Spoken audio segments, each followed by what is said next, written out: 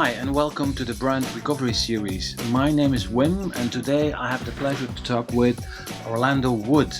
Orlando is the Chief Innovation Officer of the System One Group in the UK and author of Lemon, a book on advertising that is highly relevant today.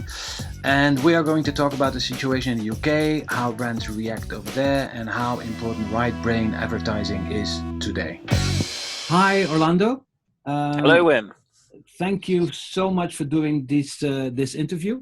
I have 5 questions for you, and the first one is a little bit a question of context. So, how is life in the UK for the UK consumer? What's happening? Well, it's changed dramatically, as it has in many other countries, I'm sure. We're being asked by the government to stay at home, to only go out when it's necessary to get food or for health reasons. Um, Only, we're being asked to work from home if we can. Only really key workers are allowed to go out to work. I mean, the shops, apart from the supermarkets and grocery stores, are all shut. We're sort of told that we can go out for a walk or some exercise once a day, either by ourselves or with other people, but that we have to stay, at least 6 feet away from anyone when we're out, and can't really gather in groups, and to wash our hands a lot. So life has changed quite a lot. And how is the marketing community in the UK responding to this? Well, I mean, like anywhere, I think people are reviewing their campaigns. I saw some data from the World Federation of Advertisers yesterday, a survey amongst their members, and about 80% of them were pausing or reviewing their work, and about 50% were actually making new work to sort of address events. So there's I think people in marketing are pretty busy at the moment, actually, and we're all trying to work out what to do and the best way to respond, the best way to talk, tone of voice, and so on. But there have been a few nice examples of ads that I've seen here and abroad. There was one for Sam's Club, supermarket grocery store, which was really nice. It was just a series of images of people working in the store, and it just said thank you and then their full name, and then thank you and a full name, and then gradually you see thank you, all of the names sort of across all of their stores come up with their location and where they work, a huge, like the end of a film, set of people. It's just really lovely well done. It's lovely music. And then perhaps the other one that I'd mentioned was a Jack Daniels ad, which plays on what I call betweenness in the book Lemon, and it's this idea that that two people can be together even though they're apart. So it plays on betweenness and separation, and it shows people, a guy on the sofa. He's put his brother's clothes or his mate's clothes next to him with the iPad of his head, where his head goes. So it's sort of, you're together even though you're apart. And Jack Daniels is, sort of says something like "Cheers to making social distancing social," and it's just lots of people together but apart, and that's what's important in life, is togetherness and betweenness and being with each other. That's what's really sort of, I think, connecting very well and will connect very well. Yeah. So you talked about your book Lemon. Could you talk a little bit about the core message of your book and why it's really relevant today? Sure. Well, Lemon, published by the IPA, sort of draws on both neuroscience and cultural history to look at changes in culture over different periods, and it focuses obviously on advertising, but it focuses on the last 20 years in advertising, when things have got in ads generally have got flatter, more abstract, dislocated from time and place. and actually aren't connecting as well as a result. And the book seeks to really explain, to give a diagnosis and a cure for the drop in our creative effectiveness that's been measured by Peter Field and others over the last 20 years or so. So it sort of explains this from the perspective of the brain and how the brain attends to the world, and drawing on the brilliant work of Ian McGilchrist, scientist who has shown that the brain, the two hemispheres of the brain actually attend to the world in different ways. Not that they do different things, they just do things differently, have different priorities. And the left brain is very narrow and goal orientated in its attention. It's very literal. It sort of tends to flatten things, can't see depth or context. It deals in things rather than people, and it sort of sees things in very linear cause and effect terms. It helps. It uses language and symbols and signs, these sorts of tools to manipulate the world. It's very rhythmic. It can't understand music, but it sort of it likes repetition, a very basic rhythm it can deal with.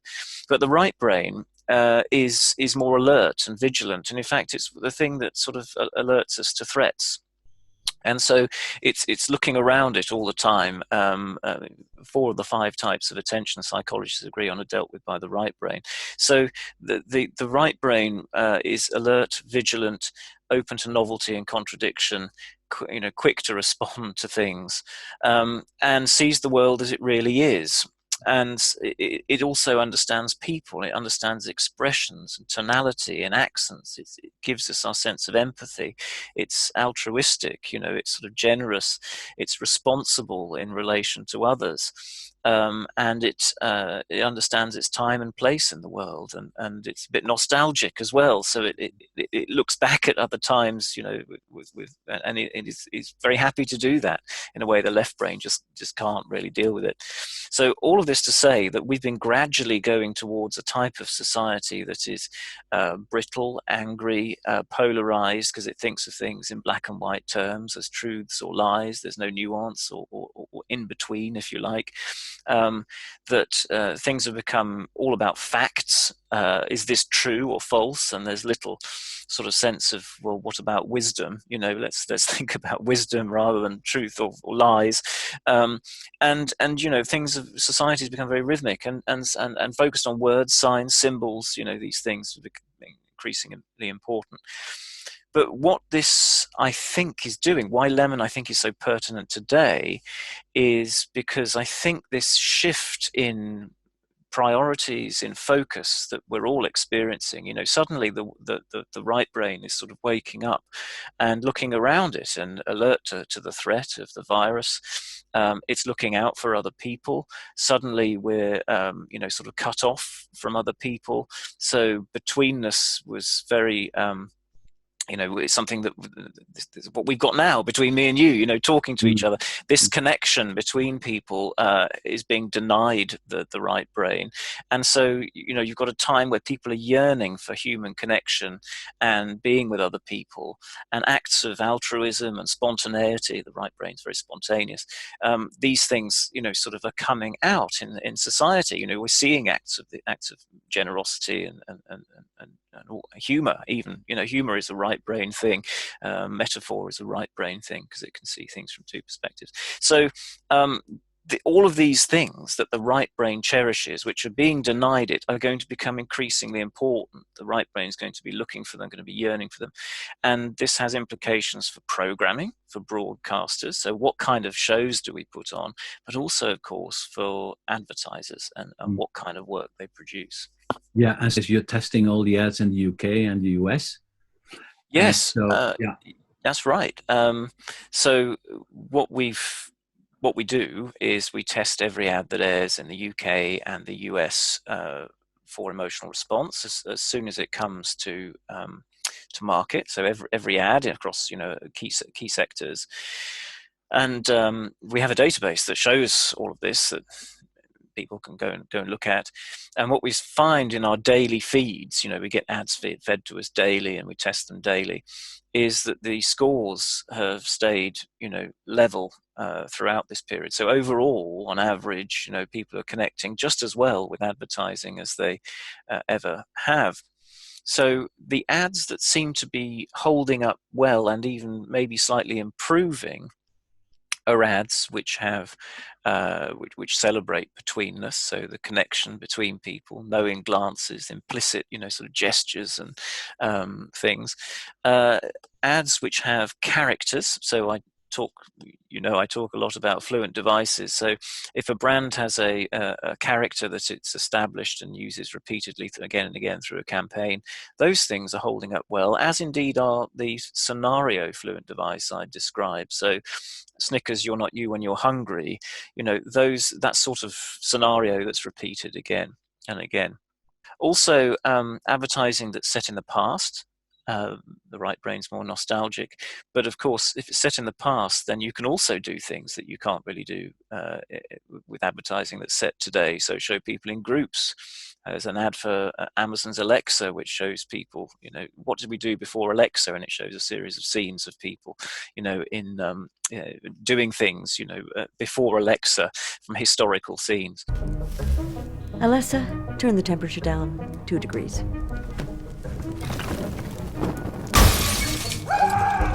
Thank you, dear.